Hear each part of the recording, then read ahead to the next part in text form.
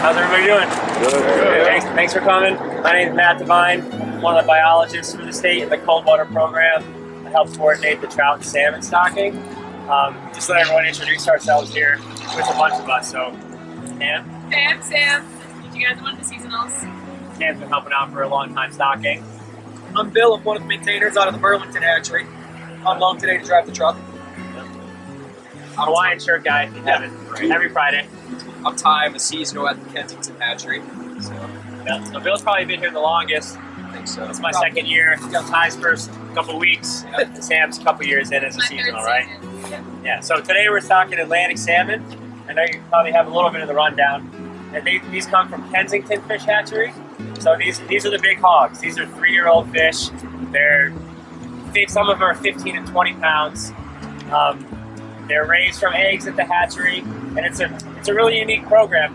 Cool. Well, hopefully you catch salmon after we put them in, because now you know all the good spots where we're going to put them. So you have a little bit of a heads up.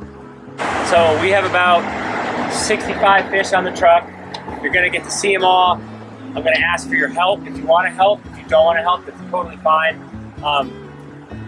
How this is going to work, we're going to hit a bunch of different spots in the river, like Matt mentioned.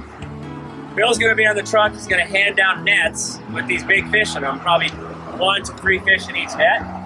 And then we're going to just kind of form a line with those that want to help.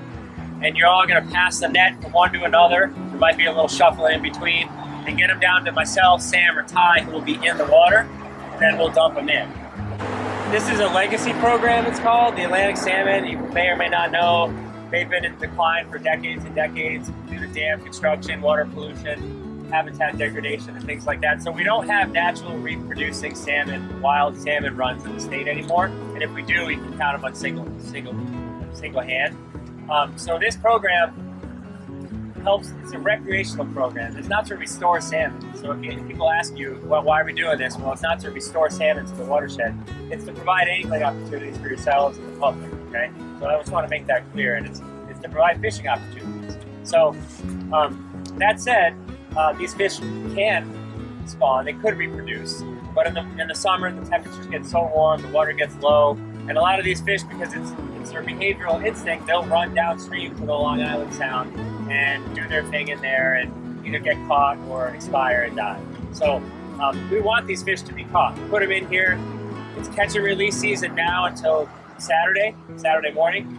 And then you can keep 1 fish per day. There's lots of special regulations that if you fish, you probably know about. It's a single free swinging hook. Like I said, catch and release. No bait, no worms, no things like that. And we want to prevent snagging.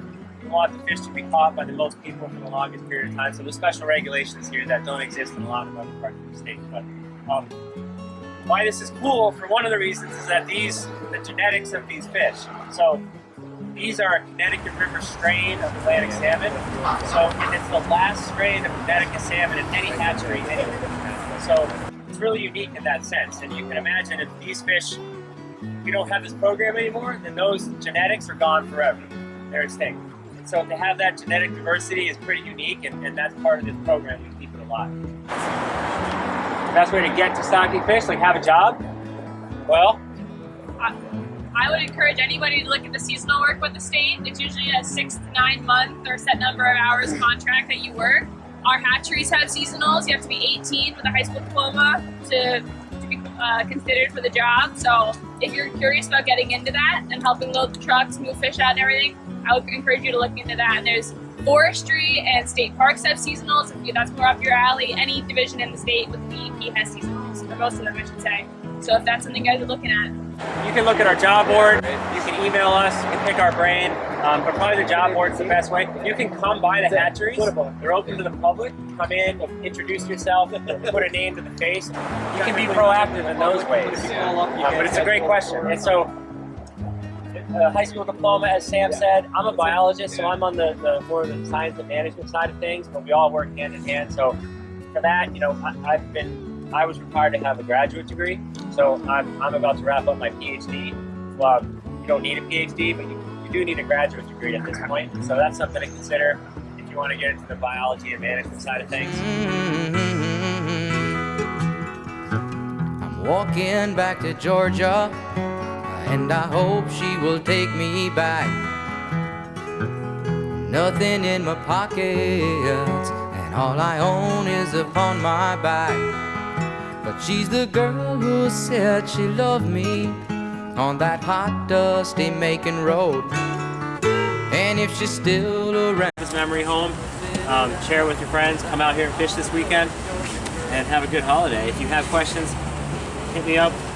Mr. Burke's got my number, share photos, and maybe we'll try to do something like this again in the spring when we stock trout. That'd be great. And we can do some conservation stuff, and we'll just try to keep this collaboration going. Yeah, I love it too. Yeah. It was awesome. So not every high school does this. You guys are one of 3 I think we've done this with, so just keep that in mind. It's a unique opportunity, so appreciate it.